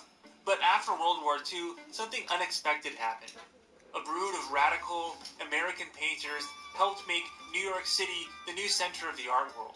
Artists like Mark Rothko, Willem de Kooning, and Jackson Pollock captured the world's attention with large-scale works of pure color and form. This style of painting was radical and new, and most importantly, it was a wholly American art movement. It was called abstract expressionism. And by the 1950s, this new American painting was the most exciting thing happening in the art world. But to the CIA, this American art movement represented a potential weapon in the fight against communism. The wreckage of World War II left the United States and the Soviet Union as the world's two remaining superpowers, and the tensions that would eventually lead to the Cold War began immediately. The US found itself up against a massive Soviet propaganda machine. This was a war for hearts and minds, and by the late 1940s, a war that the CIA felt they were losing. The Soviets were spending $250 million a year on communist propaganda, and to make it worse, the CIA felt the Soviets had stolen all the best words like freedom, justice, and peace. So the CIA decided to make a massive push to promote American arts and culture, and Jackson Pollock and abstract expressionists would find a special place in the CIA's portfolio. The CIA realized they could use abstract expressionism to highlight the differences between American and Soviet politics. And more specifically, they could highlight the appeal of American culture over Soviet culture. Because in this new war of ideas, the abstract expressionists evoked the most sacred American values, freedom and individualism. The CIA's plan makes perfect sense when one considers the state of Soviet art of the time. Beginning in the 1930s under Joseph Stalin, the USSR restricted Soviet artists to a single genre, socialist realism. This was an official style of art that idealized communist values and glorified the Soviet working class. The goal of the art was to promote solidarity and party loyalty. All Soviet art had to be realistic and could only portray Soviet life in a favorable light. This clearly wouldn't fly in America. No one was going to tell Jackson Pollock how or what to paint. He may have been sympathetic to communism, but Pollock's art could not have been more antithetical to socialist realism. The very concept of abstract expressionism is all about the subconscious creation of the individual artist. Like the surrealists who came before them, the abstract expressionists were interested in unlocking the deep mysteries of the mind. But unlike the surrealists, the abstract expressionists left any vestige of representation behind. These paintings looked like little that came before them. They were pure abstraction, nothing from the real world, only the inner world, manifested in color, shape, and texture. And these paintings, they didn't look like each other either. The abstract expressionists seemed to be expressing themselves in unique, individualistic ways. Art was no longer about capturing an experience. It was, in the words of Mark Rothko, the experience itself. And Pollock's paintings were particularly radical. His free-flowing technique ignored the bounds of the canvas itself. Pollock chose to paint on the ground without stretcher bars, flinging cheap house paint straight off the edges. This technique earned him the derisive nickname Jack the Dripper. It was, in a way, the perfect vector for the CIA's message of American freedom of choice over Soviet state restrictions. A former CIA agent named Donald Jameson said, "It was recognized that abstract expressionism was the kind of art that made the Soviet-sanctioned socialist realism look even more stylized and more rigid and confined than it really was, and that this relationship was exploited in some of the exhibitions. Moscow in those days was very vicious in its denunciation of any kind of nonconformity to its own very rigid patterns. And so one could quite adequately and accurately reason that anything they criticized that much and that heavy-handedly was worth support, one way or another." The subjective, non-representational nature of abstract expressionism made it very amenable to interpretation. So if the CIA or influential art critics like Clement Greenberg wanted to attach anti-communist Western values to abstract expressionism, well then the art allowed for it. And so Pollock really became the ultimate avatar for this new American art movement. A kind of cowboy painter with an unchained id who seemed to exude American spirit. Pollock argued that painting is a state of being. Painting is self-discovery.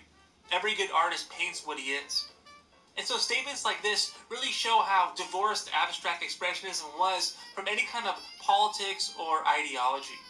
So beginning in 1950, the CIA began to actively promote abstract expressionism. But this wasn't something that could be done openly. Supporting artists with communist ties was just not tenable for the U.S. government. In 1946, the U.S. State Department had created a political firestorm by trying to directly sponsor modern American artists, some of whom turned out to be members of the Communist Party. They then vowed to never again spend taxpayer money on abstract modern art. And so the CIA instead opted for methods that some might have considered morally questionable. Instead of sponsoring American artists directly, as the State Department had done, they secretly helped fund an anti-communist advocacy group called the Congress for Cultural Freedom. and through this group, the CIA covertly funneled money to MoMA's international art shows, funded a literary magazine in the UK called Encounter, and operated offices in 35 countries. This entire operation was dubbed Long Leash, and its efforts were designed to target disaffected Soviets, intellectuals, artists, and anyone with communist sympathies. This operation also allowed the CIA to organize and promote art on America's home front. A man named Thomas Braden, MoMA's executive secretary in the 1940s, was hired by the CIA to direct these cultural activities. He created a nexus between the US propaganda machine and the elite New York art world. Braden, years later, described one of the ways in which money was channeled to the arts. He said, "We would go to somebody in New York who was a well-known rich person, and we would say, 'We want to set up a foundation.' We would tell him what we were actually trying to do and pledge to him secrecy. And he would say, 'Of course I'll do it.' And then you would publish a letterhead, and his name would be on it, and there would be a foundation. It was really a pretty simple device." Writer and cultural observer Louis Menand argued in his 2005 article for The New Yorker that there was a more specific message that was meant for the Soviets sympathetic to the West. And that message was that you can be a left-wing artist or intellectual, openly criticize your own government, and still flourish in America's free market and open society. Ironically, in the 1950s, the CIA was mostly made up of Ivy League graduates who were far more liberal than other government agencies like the FBI. Many of them actually collected art, were versed in contemporary art of the day, and had associations with the Museum of Modern Art, the preeminent modern art museum in the United States. So whereas FBI Director J. Edgar Hoover sought to persecute left-wing artists and intellectuals, the CIA chose to elevate them. Would you still go to your job if Amazon sent you a paycheck every 2 weeks? Because there's a little loophole on Amazon right now that you can use to get... The CIA reasoned that coercion would never win hearts and minds. And so the CIA ended up being quite successful anonymous patrons of leftist American artists, throwing several art shows of abstract expressionism in the 1950s through the Congress of Cultural Freedom. By the 1950s, Jackson Pollock had become one of the most famous living American artists, and a symbol of America's cultural dominance. And even though he divided critics and the public, it was pretty easy to associate Pollock's unbound approach with American freedoms. In a way, the CIA simply amplified a message that had already been developed by prominent American art critics, that American painters were free to invent and defend, and that their success was the result of a superior political and economic system built on freedom and individualism. And unlike Soviet artists, American artists were not simply propaganda tools parroting party values. But there are a number of reasons for the success of abstract expressionism and American art at large beyond the patronage from the CIA. America emerged from World War II as a superpower while Europe was left in ruins. Money was pouring into the arts even without the help of the CIA. Leftist intellectuals such as art critics Harold Rosenberg and Clement Greenberg saw communism as a threat to the independence of the artist. Greenberg saw America as a bastion of artistic freedom and called Jackson Pollock the greatest painter of his generation. Nelson Rockefeller, a staunch anti-communist, donated huge sums to MoMA. He was happy to throw his weight behind original American art. For Rockefeller, this was a patriotic act. And so, even though the general climate in 1950s America was very anti-communist, the climate for avant-garde American painters was actually becoming much more favorable, despite whatever political affiliations they had. Joseph McCarthy was censured by the U.S. Senate in 1954, bringing an end to the McCarthy era. President Harry Truman was replaced by Dwight Eisenhower, a Republican no less, who appeared to be much more amenable to modern art. Eisenhower said, "As long as our artists are free to create with sincerity and conviction, there will be a healthy controversy and progress in art. How different it is in tyranny, when artists are made the slaves and tools of the state. When artists become the chief propagandists of a cause, progress is arrested, and creation and genius are destroyed." Eisenhower, of course, was interested in winning the Cold War, not in protecting the creative process. His acknowledgement of modernism was part of a strategy to showcase America's cultural vitality, again appealing to disaffected Soviets and left-wing Europeans who may not have viewed America as having real culture. Of course, by the 1960s, Eisenhower would blame America's moral decline on modern art and the dance craze The Twist, while lamenting Michelangelo and Leonardo da Vinci's fall from grace. But despite Eisenhower's later pessimism, this whole enterprise really feels like a win for the U.S.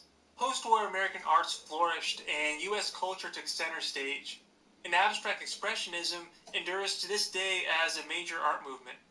But there are obviously major contradictions with the CIA promoting Western values through secrecy and subterfuge. For the CIA to use the idea of American freedom simply as a tool to achieve a political end undermines the principles that America was supposedly founded on and was fighting for during the Cold War. But on the other hand, when the US government tried to promote modern art openly, it was met by the wrath of McCarthyism. Thomas Braden mused that back in the early 50s, when the Cold War was really hot, the idea that Congress would have approved many of our projects was about as likely as the John Birch Society approving Medicare. And so the CIA found itself fighting the Soviet Union by subverting a large swath of the American political class, as well as the American artists whose careers they were advancing. And Thomas Braden was anything but apologetic about its role in Cold War propaganda. He wrote an article titled, "I'm Glad the CIA is Immoral," arguing that the secret promotion of American art and culture in Europe won more acclaim for the US than Dwight D. Eisenhower could have bought with 100 speeches. Braden would later star as the liberal voice on CNN's Crossfire. But let's not forget, abstract expressionism truly was innovative in its own right. Post-war American art in general was incredibly diverse. Many European avant-garde artists and intellectuals had left Europe for America. Artists like Hans Hofmann and Marcel Duchamp settled in New York City and helped establish the city as the new center of the art world, where successive generations and movements would thrive, including conceptual art, pop art, and minimalism. Even within movements like abstract expressionism, the work of different artists looked nothing alike. It was a deft stroke of ingenuity by the CIA to characterize this diversity as a product of freedom. But this should not diminish the real innovations of the painters of the time, such as Hans Hofmann, Mark Rothko, Robert Motherwell, Lee Krasner, Barnett Newman, Clifford Still, Helen Frankenthaler, Willem de Kooning, just to name a few. This was an exceptionally inventive time in art history, a period of so-called pure painting and pure expression, in which there was a true belief in the power of painting to provide a metaphysical experience. Critics like Harold Rosenberg helped raise this approach to painting into heroic, mythological realms. Rosenberg described the abstract expressionist as an heir of the pioneer and the immigrant, a vanguard painter who took to the white expanse of the canvas as Melville's Ishmael took to the sea. Painters like Pollock were lionized and romanticized, and were immensely influential on later generations of art. So what does this all mean? Well, it means that the CIA's role in the success of American modern art is really difficult to quantify. Yes, the CIA integrated itself into the fabric of the post-war American art scene and were pulling strings, but they had a lot of willing partners. America's cultural institutions were largely run by anti-communists and wanted to support American artists. But more importantly, the US government was actually very open about its support of American culture. It was just the pesky modern artists with their radical aesthetics and communist ties that required a sneaky, less public strategy. The history of art has long seen the entanglement of money, politics, and power, and featured many strange bedfellows. From the Vatican hiring Caravaggio, a brawling, murdering tyrant to help fill church pews during the Counter-Reformation, to Jacques-Louis David's revolutionary propaganda, commissioned by the soon-to-be beheaded Louis XVI. But the CIA's great invention was to allow the public to believe abstract expressionism was a completely independent, organic phenomenon, when it really wasn't. Did the abstract expressionists have creative freedom? Yeah, they did. Was there art propaganda? Well, from a certain point of view it was. But either way you look at it, the CIA surely had a hand in nudging the trajectory of Western art in America's favor. And the abstract expressionists burned hotter with the help of American spycraft.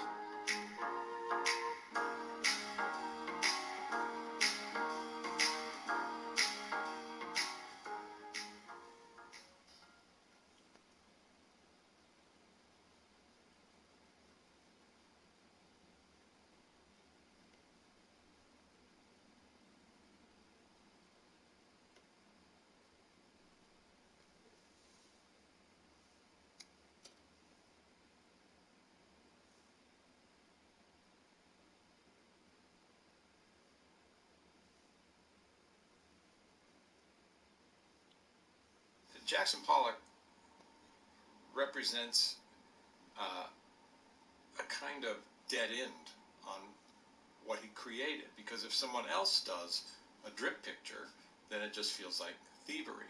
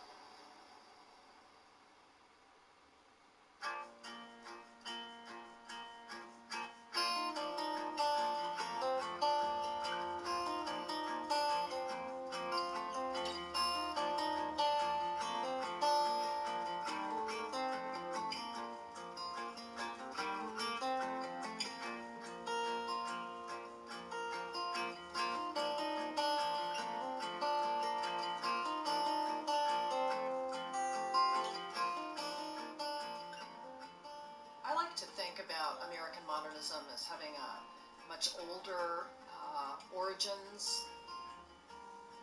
an older foundational history, which allows us to think about American moderns such as Thomas Hart Benton and Grant Wood. Grant Wood not only did advertising and he did book illustration, but he even represented the Masonite Company. He represented furniture companies. I mean, he was quite an active artist in the professional world. What's interesting about Benton is that he's a modernist, goes and studies in Paris for a number of years, and he studies all the isms, futurism and constructivism, and mix it in with the modern art techniques that he's learned, and create a kind of dynamic modern art, representational kind of art that'll be about American stories, American people, American places, and American history. So he does a number of murals. Well, there are thousands of figures in all of these different murals, and so he's always calling on his students to pose for him. And Jackson Pollock is one of those students who poses for him in his America Today mural.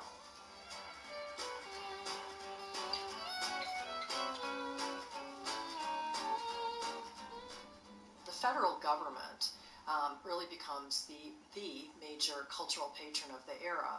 A lot of the artists who would become famous or sort of make a name for themselves in the post-war New York art world, Jackson Pollock among them, Mark Rothko, worked on the projects, worked in as New Deal artists during the 1930s.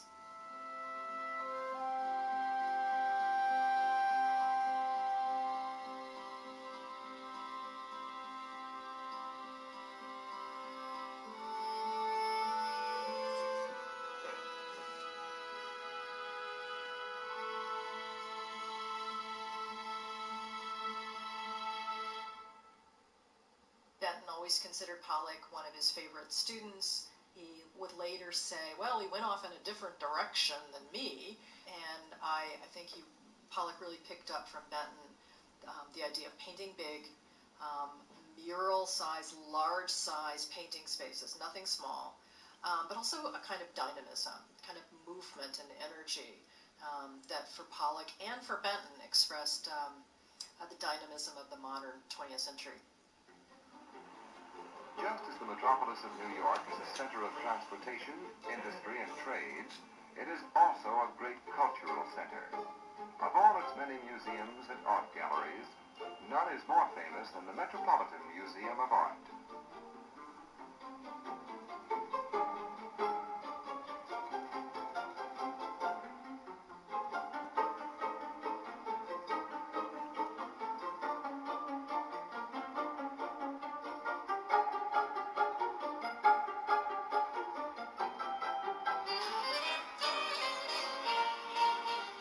By the 1940s, particularly by the mid-1940s, right after the war, there are a lot of artists in New York and around the country who are beginning to experiment with different ways of painting that are increasingly abstract, increasingly non-objective, not so much centered on American scene subjects, spaces, places, focused more on the artists themselves. How they feel, what their thoughts are, what their beliefs are. But the name that eventually sort of becomes most popular is abstract expressionism.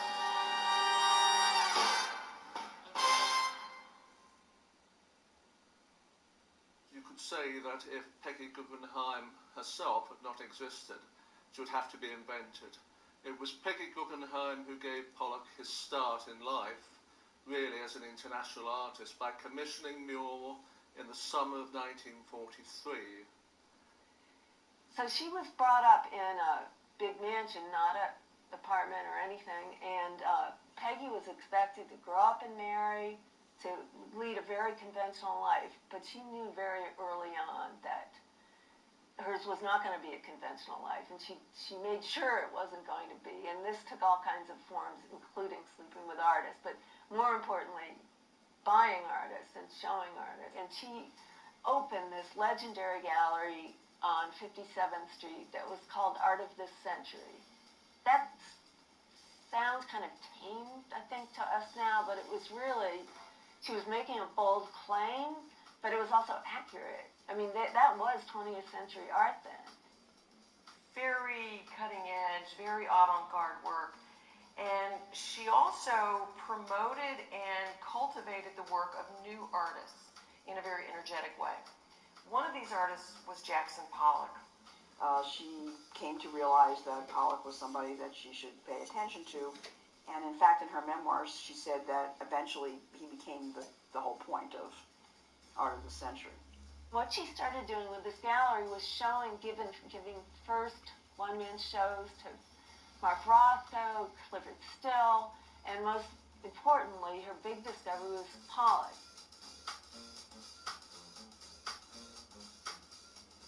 She gave Pollock a contract, on the terms of which she would pay him $150 a month. That was unprecedented. And to the other artists, this was like hitting a home run in a World Series game. She was going to give Pollock his first show, and she decided there would be a party at her apartment and that she wanted Pollock to design a mural for the entryway to her building.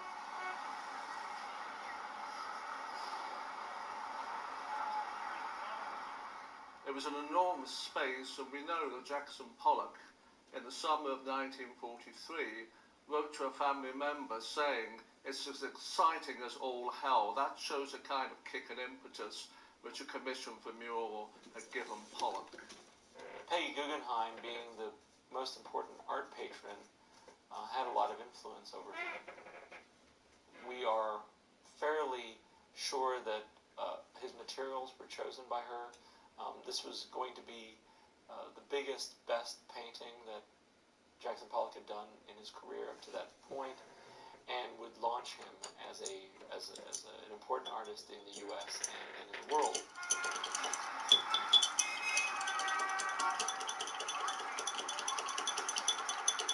Peggy Guggenheim had given him this commission, and months and months, and she bought him the canvas, and he stretched it, and they had to knock a wall out of their apartment, which they weren't allowed to do, which they basically, in the dark of night, they hacked away at the wall, and they put pieces of it in buckets, and got rid of it in the alley, and the painting was supposed to be delivered so that Peggy could show it at a New Year's party, and like 2 days before that, he hadn't even made one mark on it, so according to Krasner. And according to Krasner, she went to bed, and the next morning she found Pollock covered, with paint, and realized what this meant, and went into that room that they had ripped apart, and there it was, the whole thing.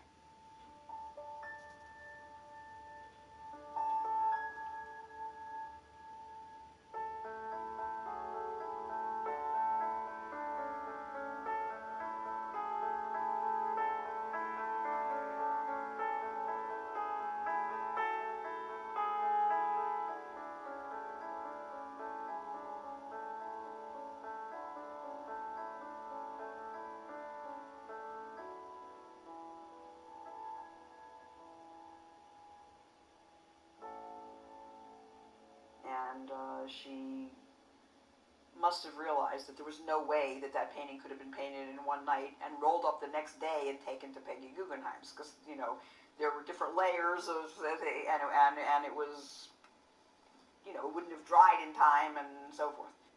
And then the legend goes that Duchamp was there and Peggy and workmen when it was being installed, and the legend is that it was too big. And Duchamp said, "Oh, well, let me just do this," and that he cut off 7 inches of it. He said it doesn't matter with these kind of paintings, supposedly. A, Duchamp would never have done that, and B, if you look at the canvas, it was not, it has white space around it, it was not cut off. Well, despite the legendary image of Pollock as a kind of superhero of modern art, he himself was not a particularly large guy. He wasn't that tall. Mural, unlike the so-called classic pourings, which Jackson Pollock did in 1947 to 50, they were painted on the floor. Mural was already stretched and leaning against the wall when Pollock painted it, so there was a crucial difference in that respect. The sheer physical size of Mural, approximately 9 foot high and getting on towards 20 foot long, was absolutely unprecedented for Pollock. And this meant that Pollock had a tremendous degree of energy which he projected into that canvas. We know that from internal evidence, Mural was not begun until at least July of 1940.